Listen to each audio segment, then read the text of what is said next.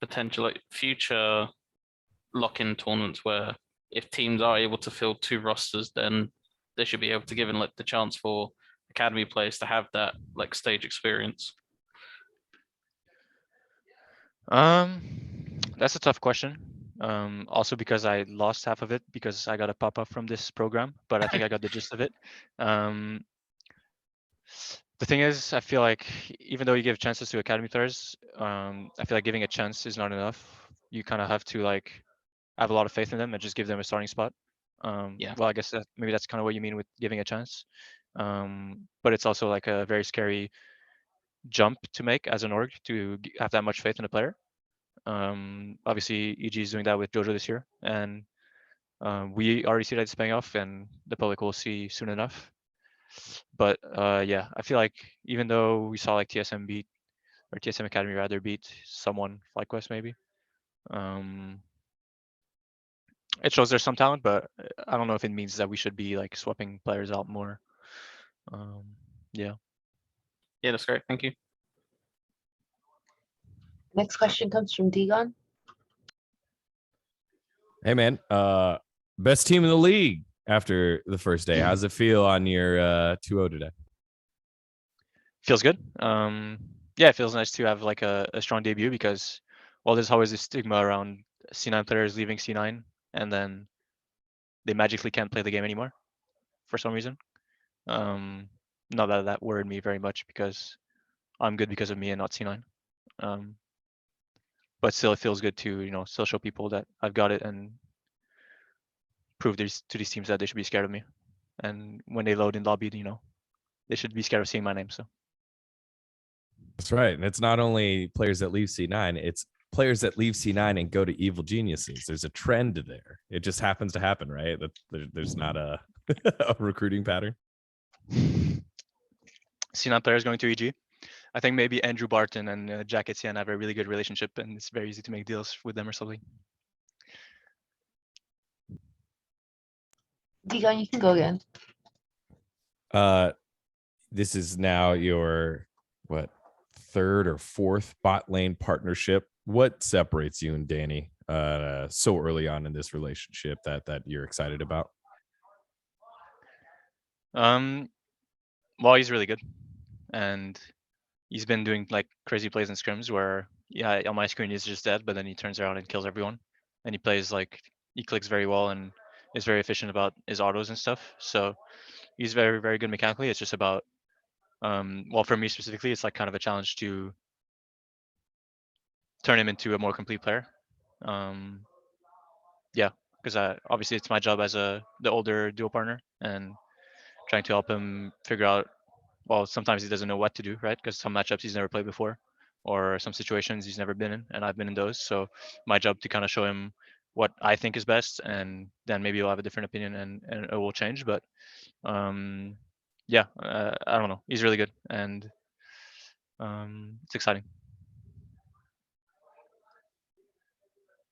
Thank you. Michael Kelly, you can go next from Dottie Sports.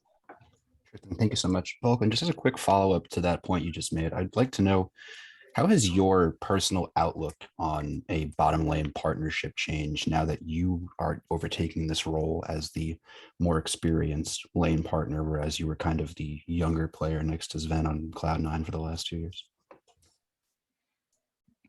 Yeah, it's a big change because, well, first of all, it's like a lot more responsibility on my shoulders.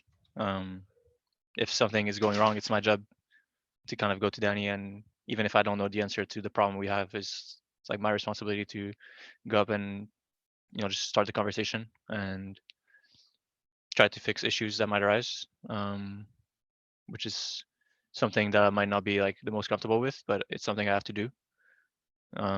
Stuff like that. I think like the communication part in game, that's something that I already did, and it's not something I'm uncomfortable with at all, and I'm comfortable kind of leading the trading or the all-ins or rotations, stuff like that I can easily do. So that's not too big of a change for me, but mostly like the out of game stuff and I don't know, being like just being the older person is very different. Okay, Pedro from the Click, you can go next. Hey Vulcan, congrats on the 2-0 today. My question basically revolves around your work with Peter Dunn. I mean, it's your new coach since you joined EG. You had to like switch from working with Mithy to Peter Dunn. So what was it like to work with him thus far, given that he has a very well track record in like nurturing young talent and stuff like that? Well, it's a comparison for like between Peter Dunn and Mithy is that Peter will be a lot more in depth about the points that he wants to review and kind of sorting out like 2 important points in a game, whereas Mithy, as he's like a player before, he like keeping it simple and trying to like keep it to a simple concept that we can apply to a lot of games and kind of reciprocate more often. Which are, I'm not sure which one's better.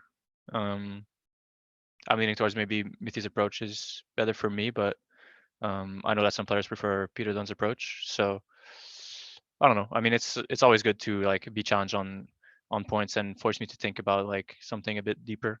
So I'm not saying I miss Mithy. Why is Peter Dunn here or anything?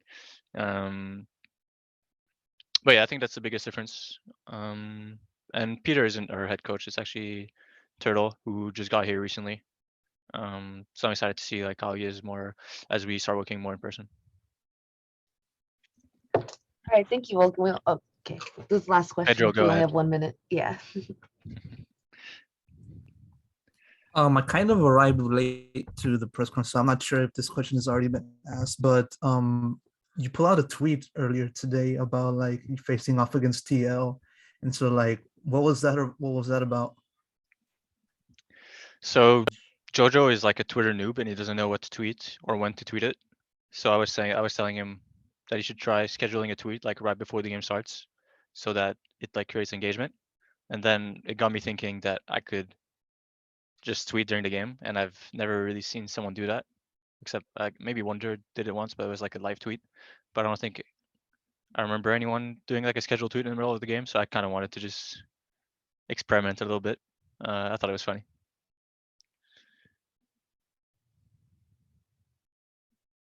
All right, thank you so much for taking the time out to talk to us, Vulcan. That Thanks, guys. wraps up our scrum. Have a nice night.